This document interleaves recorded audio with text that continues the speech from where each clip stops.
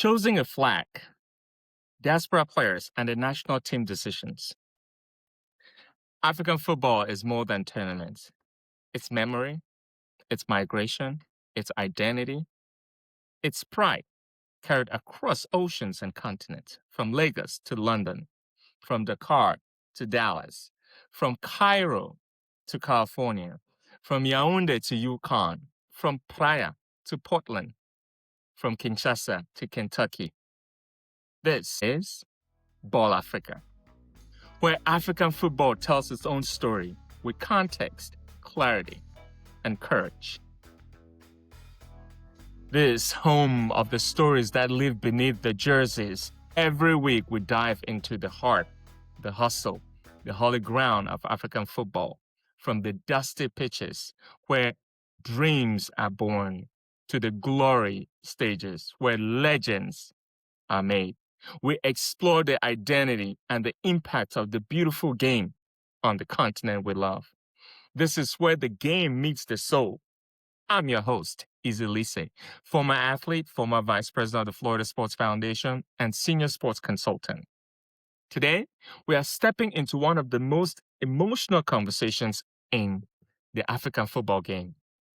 Choosing a flag, diaspora players, and the national team decisions they have to make. There is a question that divides us, very key and important question. Every international window, every FIFA international window, national teams have to play, the same debate explodes on the internet. Why did he choose that country? Why didn't he commit earlier? Was it loyalty or opportunity? Did he wait too long? Did the federation ignore him? Was he using Africa as a backup plan? Let's slow down. Because behind every one of those tweets, every one of those Instagram posts, every one of those Facebook posts, is a young human being trying to make one of the most and the biggest decisions of his life. This isn't just about football. It's about identity. It's about belonging. It's about lifelong legacy. And here's the uncomfortable truth. Most diaspora players aren't making these decisions because they feel they fully understand who they are. All right, imagine this, 18-year-old. Your career is just beginning. It's starting to boom. 2 federations are calling on you. Your parents have a perspective. Oh, I was born in Africa. He has to play for my African country of origin. Your agent has opinions. Hey, he needs you to bang the bag. Your club has interests. You have to do your job. And millions of fans are already debating your loyalty. Let me ask you guys this. What would you choose? And more importantly, who would you feel responsible to? This brings an emotional weight of identity on the player. Let's talk about the in-between. Many diaspora players grew up in a cultural purgatory. In Europe, they are seen as African. In Africa, they are seen as the European. They aren't local enough for the home fans, and they aren't traditional enough for the European media. Think about players like Wilfried Zaha for Côte d'Ivoire, Jerome and Kevin Boateng for Germany and Ghana. 2 brothers born in the same house, grew up in the same household. One played for Germany, one played for Ghana. By the way, they face each other at the World Cup. Brahim Diaz for Morocco, Brian Mbeumo for Cameroon, Bukayo Saka for England. These aren't just names on a sheet or a piece of paper. These are men who had to navigate the scrutiny of 2 worlds. When they put on that jersey, they aren't just choosing a federation, they are choosing a lifetime of proving that they belong. Listen to what we say. Oh, they are too African in Europe. Too foreign when they visit the homeland, Mama Africa. Too different, too hybrid, too something, too this, too that. And then the world asks them to define themselves with a flag. That choice isn't just about tournaments. It's about which anthem you will hear before kickoff, which grandparents and parents get to cry in the stands, which childhood memories you honor. All right, let's slow down for a minute. The fans see the jersey. Players live the consequences of their choices every day for the rest of their lives. If they chose an African nation, the results don't come immediately. They are called opportunists. If they choose a European nation, they are called disloyal or sell out. So tell me, when did we start demanding emotional perfection from 20-year-olds?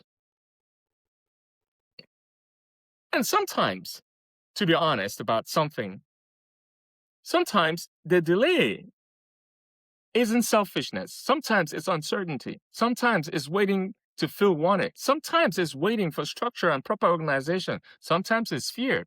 We all go through those emotions. We are afraid to do something and we're afraid to live by the consequences of our decision. And sometimes it's just the right timing. Choosing a national team is not just about opportunity. It's about alignment, emotionally and professionally. What about the national federations? What about the African national federations? Let's pivot the perspective a little bit. What is the responsibility of the national federations? From a federation standpoint, diaspora engagement is not simple. But here's the part we have to say out loud. You cannot recruit identity at the last minute. You cannot build trust 2 weeks before a tournament. You cannot create a sense of belonging with an emergency call-up to the national team so they can fill the gap and play. National teams aren't built on passports. Hey, come here's your passport, visa, go. No. They're built on relationships. They're built on trust. They're built on confidence. If federations want diaspora commitment, they must engage early, truly, and honestly. Not when the player is famous.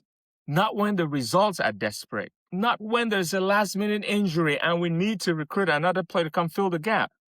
3 key things. It has to be early, it has to be consistent, and it has to be strategic. Are federations building pipelines for long-term plans? Or are they waiting for breakthrough moments? Because the strongest national programs don't chase talent.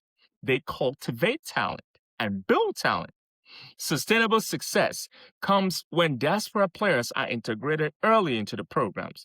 Look at the example of the Atlas Lions of Morocco. Their success wasn't an accident.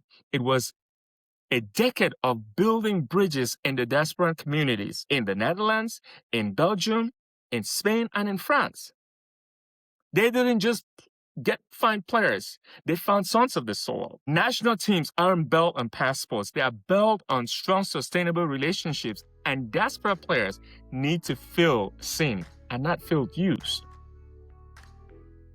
So here is the bigger question.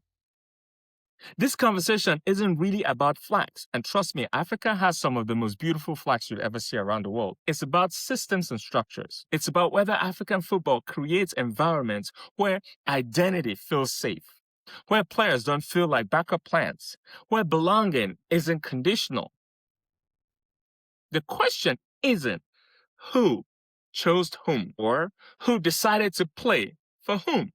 The question is, did the system make the choice meaningful?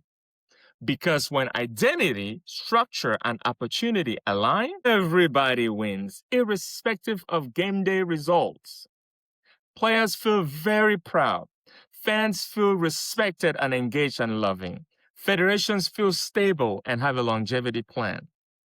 That should be the goal.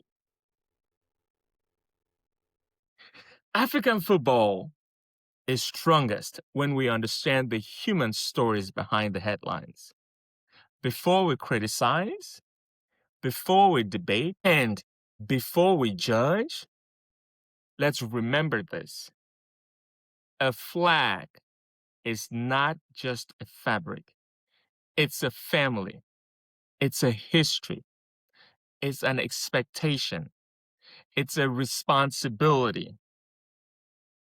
And sometimes it's a very, very, very heavy decision.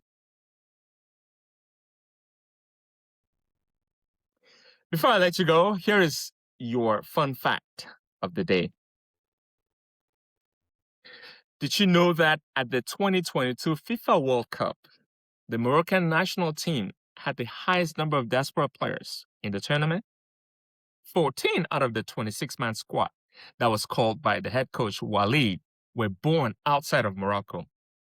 They proved that it doesn't matter where you were born. It's about where your heart decides to play and where you feel safe and welcome. If this conversation moved you, challenged you, made you think, upset you, made you happy, please share it with friends. Also, like, love, follow, and subscribe to our channel, BallAfrica, on Spotify, YouTube, Instagram, TikTok, and X. Because African football deserves ownership of its own story. I am Izzy Lise, and this is BallAfrica. Until next time, keep your eyes on the ball and your heart in the game. Ciao.